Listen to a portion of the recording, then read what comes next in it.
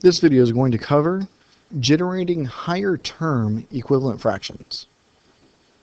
Generating higher term equivalent fractions. And here are our TEKs. We're going to determine if two given fractions are equivalent using a variety of methods. Marcy bought a large candy bar. She ate half of the candy bar after lunch. What other names can we give this fraction? Okay, so we've got 1/2. And I want to know what else can we do to it. So if I take my 1/2, and let's say I have 4 parts here. How many parts do I need to shade in to make it equal to 1/2? Well, I would need to shade in 2 parts of it. And so this would be equal to 2 of the 4. Remember, this is 1/2, 2 of the 4. So what 1 times what number gives me 2? 2. 2 times what number gives me 4? 2. Now what do we notice about 2 over 2? 2 over 2 is equal to 1 whole. Well, what happens when we multiply something times 1? It's the same. So therefore, 1/2 times 1 gives me 1/2. 1/2 times 2 over 2, which is the same as saying 1, gives me 2 over 4. Therefore, 2 over 4 equals 1/2. A little confusing, but take a look at the picture. Here I have 1/2. 1/2. I'll shade it in right there. How many fourths does it take to equal that 1/2? It takes 2. 2 1/4 equal 1/2. Okay? And see that right there. Go ahead and draw that in on your IMN. I'll go ahead and pause, and that way you can do that. All right, now that you drew that in, let's take our 1/2 again. And this time, we have 6 pieces.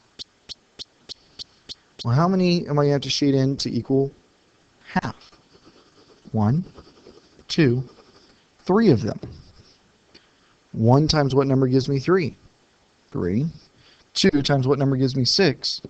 3. Again, 3 over 3 is equal to 1 whole. Therefore, 1/2 times 1 whole is still going to give me whatever is equal to 1/2. And this time it's 3/6.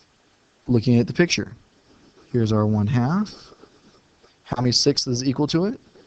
1, 2, 3 sixths is equal to that 1/2. Go ahead and add that to your IMN.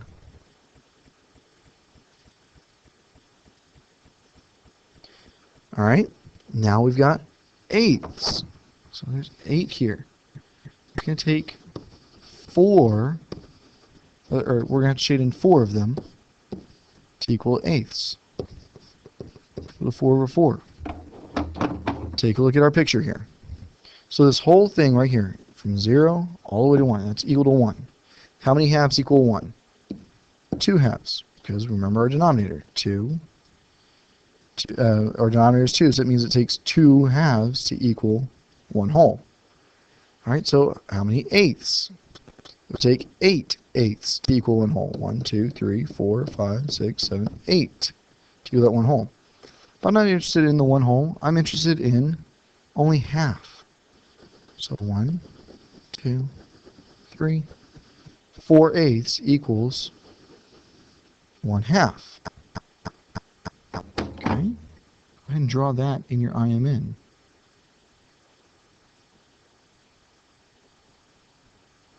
Now we're at tenths. Okay? Still with our 1/2. Tenths. Can you guess how many?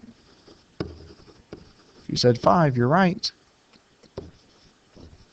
Takes 5 tenths. 1, 2, 3, 4, 5 tenths to equal to 1/2. Add that to your IMN.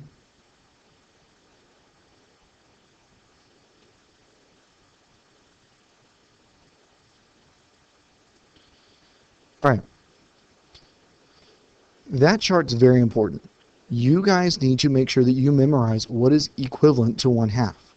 Notice, if I multiply the top number times 2 and I get the bottom number, that gives me 1/2. That's the same as saying 1/2. So 1 times 2 is 2. That's 1/2. 2 times 2 equals 4. That's 1/2. 3 times 2 is 6. That's 1/2. 4 times 2 is 8. That's 1/2.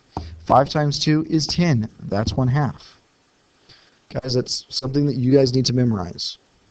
Especially 2/4, 3/6. You guys are going to see those often.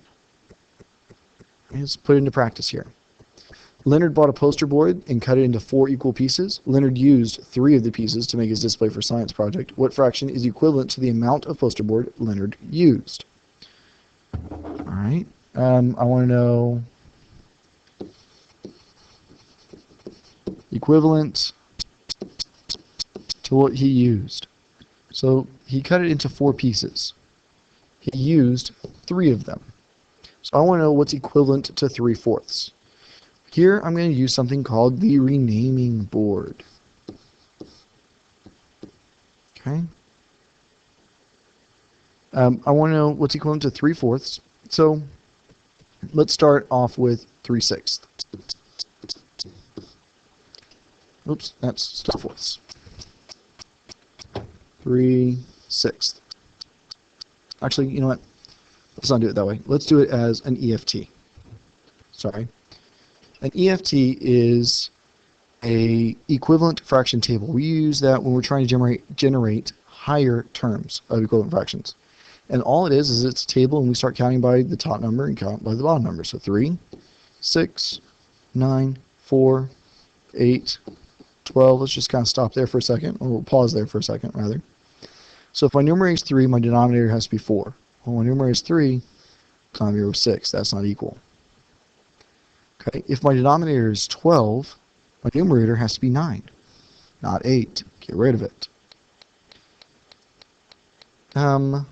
Let's see, 5, 6. If I'm counting by 3, am I ever going to get to 5? No. If I'm counting by 4s, am I ever going to get to 6? No. So neither one of those are going to work. 6/8. Do I have 6/8 here? I do. So my answer is D. Okay, let's look at one more. I promise I'll do it right this time. John was trying to find an equivalent fraction to 2/3. Which statement below justifies that his thinking is correct? So we've got a couple of different answers. Let's take a look at 2/3, and we're going to make an EFT because we're trying to make it bigger. So 2, 4, 6, 8. That's a good place to stop for now. 3, 6, 9, 12. All right, is 6/9 equivalent? Yes, it is.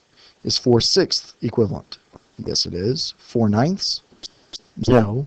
2/6? No. So right away, it looks like it's between A and B. No, there's not 2 answers that are correct, but let's read what we have.